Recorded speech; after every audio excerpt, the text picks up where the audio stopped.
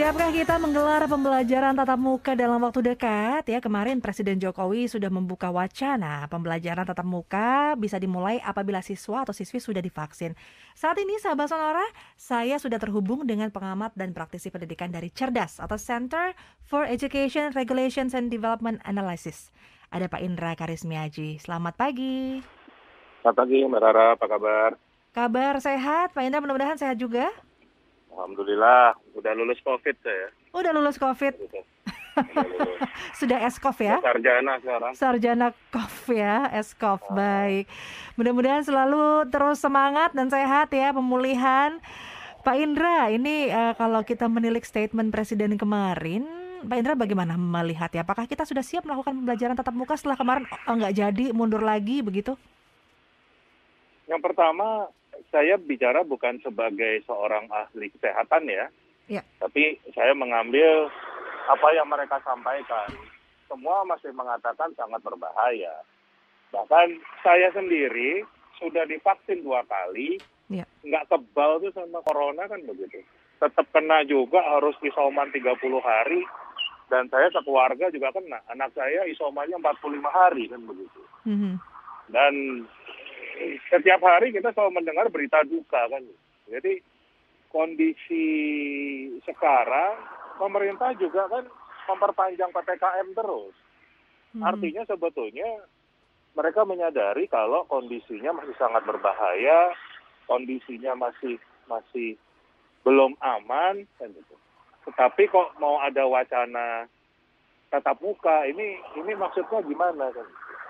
Satu hal yang harus kita pahami bersama, tugas pemerintah yang pertama dan utama menurut konstitusi adalah melindungi segenap bangsa dan seluruh tumpah darah Indonesia kan? Tuh. Itu lebih dulu dibanding mencerdaskan kehidupan bangsa. Jadi kalau menurut saya langkah utamanya justru bagaimana nyawa anak-anak kita, nyawa guru-guru kita, nyawa masyarakat kita itu betul-betul dilindungi. Nah, menurut saya ini juga berdasarkan para pakar-pakar kesehatan, ahli epidemiologi, semua mengatakan kondisinya masih berbahaya kan begitu. Jadi saya tidak menyarankan untuk tatap muka walaupun sudah divaksin kan gitu. Pak Indra, tapi boleh kami luruskan Pak Indra, walaupun Pak Indra sudah divaksin dan masih kena, namun kita menanyakan gejalanya seperti apa, apakah berat? Ringan, sedang? Kalau saya sedang hitungannya. Artinya masih bisa dilakukan isolasi di rumah ya? Karena pada saat itu pun, andai kata saya harus ke rumah sakit, kayaknya milih di rumah juga. Karena waktu saya kena itu, ngelihat rumah sakit malah ngeri kan begitu. Pada waktu tinggi-tingginya ya? Udah kayak ikan asin di dalam rumah sakit itu kan. Yang ada nggak sembuh malah tambah sakit, stres kan begitu. Itu ya syukur alhamdulillah. Kami sekeluarga bisa sembuh semua kan begitu. Iya, artinya masih bisa dilakukan. Tapi poinnya adalah kalau misalnya katakanlah anak kita itu terpapar, sekolah terpapar, kemudian dia OTG katakanlah tanpa gejala. Tapi bawa ke rumah, orang tuanya kena, orang tuanya meninggal. Gimana coba? Dampaknya panjang kan begitu. Nah, jadi menurut saya wacana untuk PTM ini tolong nggak usah didorong-dorong terus lah, kan begitu. Justru yang paling penting, justru masyarakat itu diajak beradaptasi, diajak untuk bagaimana walaupun tanpa tatap muka, tetapi anak-anak bisa mendapatkan pendidikan yang baik, dan itu ada buktinya, sudah banyak sekolah yang bisa bertransformasi. Jadi juga sebuah pandangan yang keliru menurut saya kalau terus-menerus mengatakan tanpa tatap muka itu dampaknya negatif. Karena kajian-kajian akademis internasional nggak seperti itu. Baik. Kemudian juga saya sendiri sudah menemui sekolah-sekolah di Indonesia yang mampu bertransformasi. Tetapi tentunya cara ngajarnya beda dengan cara yang tradisional. Gitu, Mbak. Kalau Pak Indra sendiri melihat kesiapan untuk sampai dengan nanti kita bisa melakukan pembelajaran tatap muka seperti apa indikatornya? Sangat tidak siap. Kenapa? Ya karena justru pemerintah sendiri yang kalau istilah di pendidikan itu disebutnya mendorong fixed mindset, Mbak. Pola pikir yang tidak berubah kan gitu. Karena setiap kali Mendikbud selalu mengatakan semakin lama tidak ada pembelajaran tatap muka, dampaknya akan negatif.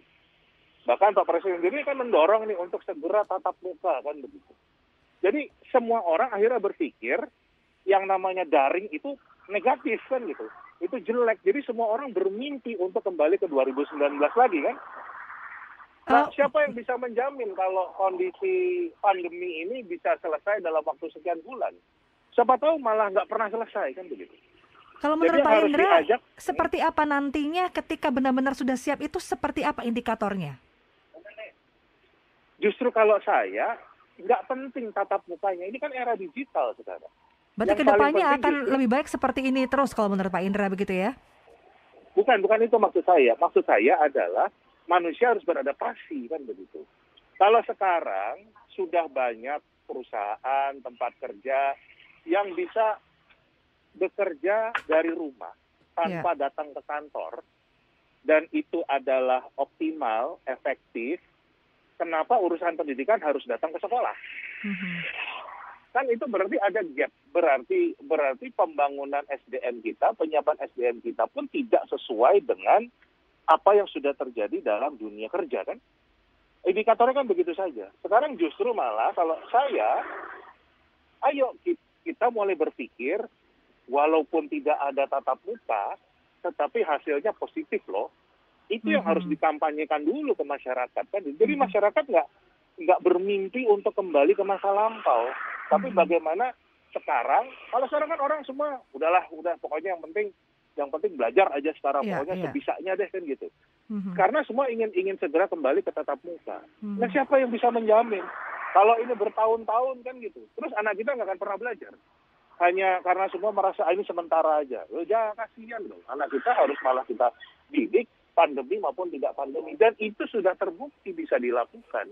Kecuali memang tidak ada bukti kalau itu bisa dilakukan kan. Ini kan sekarang ini pandangan ini bayangannya kayak 130 tahun yang lalu. Orang mengatakan manusia itu nggak bisa terbang. Orang diciptakan Tuhan itu nggak punya sayap kok. Manusia nggak akan bisa terbang. Tetapi ternyata Wright bersaudara membuktikan kalau manusia bisa terbang dengan menciptakan kapal terbang kan? Betul. Nah ini yang harus kita lakukan sekarang. Gitu. Iya, artinya kalau Pak Indra melihat dalam waktu setahun 2 tahun ke depan masih belum memungkinkan, belum siap bagi kita untuk melakukan pembelajaran tatap muka ya Pak? Kalau saya nggak penting Mbak tatap mukanya. Yang buat saya ada yang penting bagaimana anak kita tetap terdidik, anak kita tetap cerdas, bangsa ini dicerdaskan, walaupun tanpa tatap muka kan gitu. Dan itu memungkinkan walaupun dengan daring begitu ya Pak? Sudah banyak buktinya Mbak, begitu. Sudah banyak sekolah yang nggak pernah ketemu muridnya, nggak pernah. Jadi ini kita bicara misalnya anak kelas 10 nih, anak kelas 1 SD, anak kelas 7 yang nggak pernah ketemu gurunya, nggak pernah ketemu teman-temannya, tetapi mereka bisa berkarya dengan baik, bisa belajar, prestasinya bagus, itu sudah dibuktikan kan begitu. Nah, kan pertanyaan tinggal kita mau adaptasi atau enggak. Manusia itu punya kemampuan untuk beradaptasi. Nah, jadilah manusia seutuhnya kan begitu. Walaupun memang kehilangan masa kanak-kanak begitu ya, mereka jadi kurang bisa bersosialisasi. Memang ini bagian dari adaptasi begitu Pak Indra? Enggak juga Mbak, enggak juga. Saya enggak sepakat itu. Jadi gini, kalau zaman saya dulu, ya kan, mau main sama temen, itu harus ketemu Mbak. Tapi kalau zaman sekarang, anak-anak kita nggak ketemu teman, itu bisa bermain, bisa ketawa ketiwi, bisa saling bercanda, kan begitu. Karena teknologinya sudah memungkinkan untuk hal itu. Itu yang terjadi, coba lihat anak-anak kita. Gitu. Iya, dengan mereka games begitu. Betul. Gitu. Yang dulu zaman saya nggak ada, jadi mau nggak mau, kita harus tatap muka, kan gitu. Kan artinya ini adalah bagian dari adaptasi dan anak-anak juga harus belajar untuk beradaptasi. Betul, sama aja kayak dulu kan gitu. Kita nggak mungkin pakai WhatsApp ngirim pesan kan gitu. Baik. Tetapi harus ketemu, datang ke rumah orang kan, karena WhatsApp-nya belum tercipta kan begitu. Belum ada. Nah, baik. Tapi kan kita nggak bisa membandingkan Mbak, bagus mana tatap muka sama pakai WhatsApp. Semuanya ada positifnya ada negatifnya. Tapi sekarang kita punya teknologi itu kan gitu. Baik, Pak Itu, Mbak. Indra Karismiaji. Terima kasih sekali waktunya berbincang dengan sahabat Sonora pagi hari ini. Semoga Sama-sama. akan terus sehat, Pak Indra. Amin. Terima Amin. kasih. Selamat pagi. Pagi.